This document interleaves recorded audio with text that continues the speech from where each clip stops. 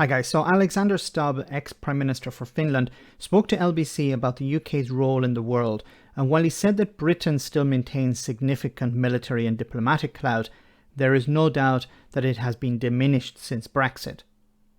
When it came to Ukraine, we've seen how the US President Joe Biden has in a sense bypassed Boris Johnson and his government and spoken directly to European allies instead. Let's hear what Mr. Stubb had to say about this.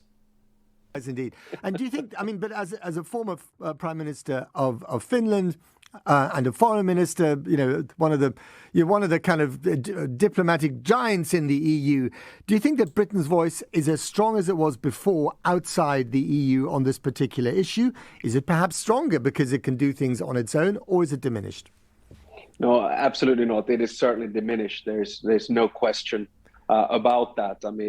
If the United Kingdom was still a member of the European Union, I am sure that the relations, for instance, with the French president or the German chancellor would be much closer, and there would be much more sort of information and diplomatic discussions going on. Having said that, the UK, remember, is still a member of the UN's Security Council. It is a country with a very forceful military force, intelligence system, bar none, diplomatic networks, one of the best in the world.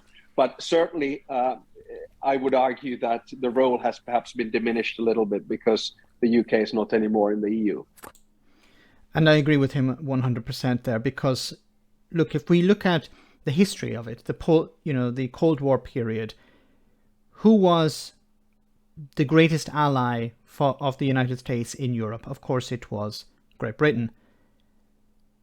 Britain was a bridge between the United States and Europe, common language, similar culture.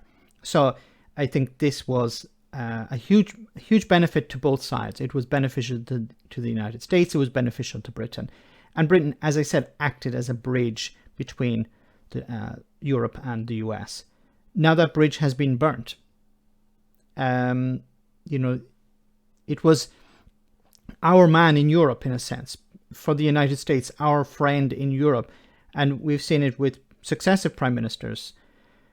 Margaret Thatcher, we've seen it with Tony Blair, we've seen it with John Major, we've seen it with David Cameron, to an extent with Boris Johnson even. But Brexit ended that because it was about influence. It was the amount of influence Britain had in Europe was significant, and the US used that. Now what's happening is the United States, and this is not, as I've said before, this is not a Republican or a Democrat point of view. This is US foreign policy. Who is our guy in Europe at the moment? Well, it used to be Britain, but Britain now has pretty much zero influence in Europe. So we're going to shift to someone else. Now it could be France, it could be Germany, it could be another country, but it's not going to be Britain. Now, it could be Britain again in the future, but that would require the United Kingdom rejoining the European Union. But I think, in a sense, it's been permanently damaged, because that was something that was built up post-war, Cold War, and post-Cold War. Yes, as he said, and I agree with him, that the UK has a significant military force. It has significant political clout in the world.